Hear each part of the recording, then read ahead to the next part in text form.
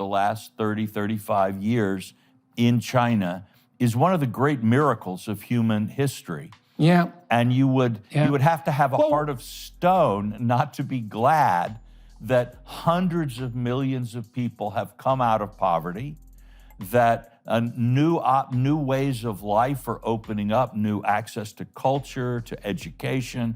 It's what we should all be doing. It's progress and it's good. Right. But that very progress of the society, I think, terrified the Communist Party because they could see themselves losing control. They could see, and there is in Chinese history and culture, it's a country of 1.4 billion people. That's like what, 4 times the population of the European Union.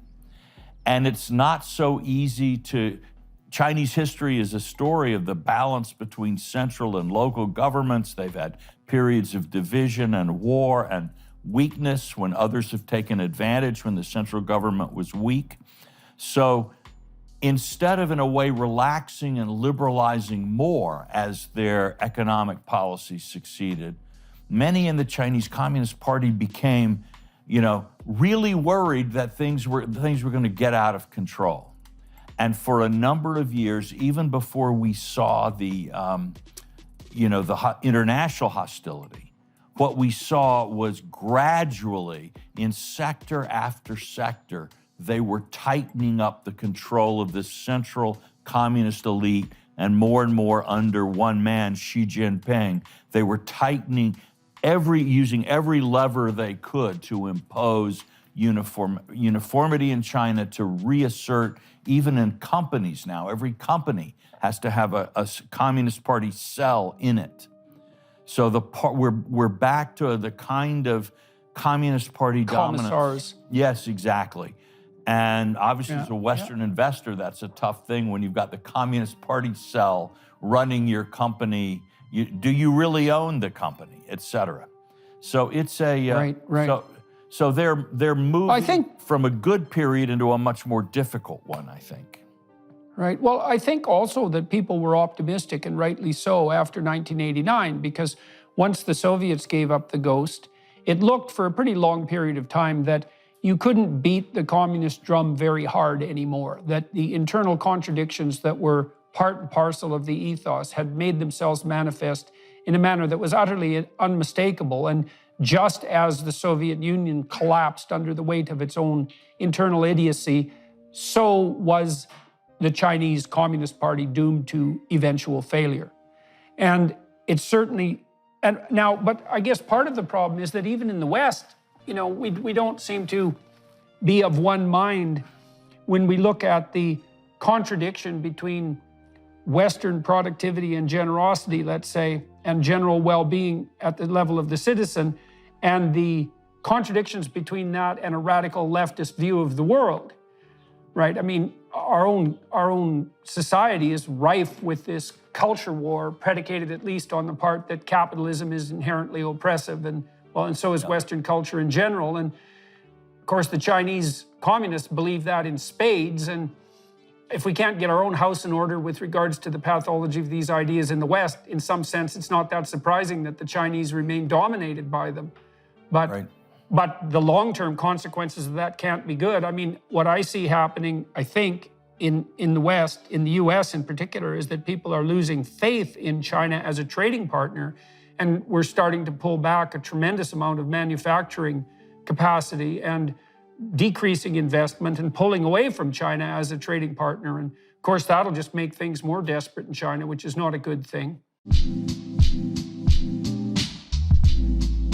Whether you're selling footballs or fine art, Shopify simplifies selling online and in person so that you can focus on growing your business. Shopify covers every sales channel, from an in-person POS system to an all-in-one e-commerce platform. It even helps you sell across social media marketplaces like TikTok, Facebook, and Instagram. You don't need to be a designer to know how to code. Shopify's industry-leading tools give you complete control over your business and your brand. 24/7 support and an extensive business course library are available to support you every step of the way. Shopify is the commerce platform revolutionizing millions of businesses worldwide. If you're ready to get serious about selling, try Shopify today. Sign up for a $1 per month trial period at shopify.com/JBP, all lowercase. Go to shopify.com/JBP to take your business to the next level today. That's shopify.com/JBP.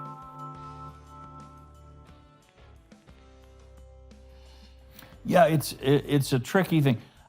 We in the West, we read 1989 and the events in the Soviet Union as a glorious victory, but in China and Putin is on their wavelength here. They saw it very differently. What they saw is, look at the Soviet Union. Gorbachev tried to liberalize and to introduce some democratic elements into the Soviet Union. And look what happened. The Soviet Union fell apart. Russia was impoverished for a decade. It lost its great power status in the world. And the West, as they saw it in Russia and in China, just, sort of walked all over them and did whatever it wanted. And the Iranians saw this too. So the message for these leaders is, don't liberalize. Liberalism is a poison, and even a little bit of it can begin to corrode and destroy your society. And if you let it in, it will wreck your power and devastate everything. So they actually became, they did not say, oh, how enchanting Western democracy is. They said how dangerous it is. And we've heard Putin complain and talk about the color revolutions, different liberalizing revolutions in post-Soviet countries. And they see the West as leading this kind of subversion, and that Western ideas and Western freedoms are a fundamental threat to their own power. And given the uses some of them have made of that power, made of their personal survival. Right. Well, though that seems like a reasonable concern for ideologically motivated totalitarian dictators. Right. It's definitely the case that Western liberal ideals will not provide an environment where their kind of psychopathic power playing is going to be successful. Right. So they have every reason to be intimidated by that. Right. And I think our mistake was not to realize that, we were saying, hey, we're not, we're going to wait patiently for China to evolve. But on the side of the Chinese Communist Party, they were saying, well, we're not just going to wait patiently until liberalism comes in and wrecks us. We're going to preemptively do what we need to do to maintain our power.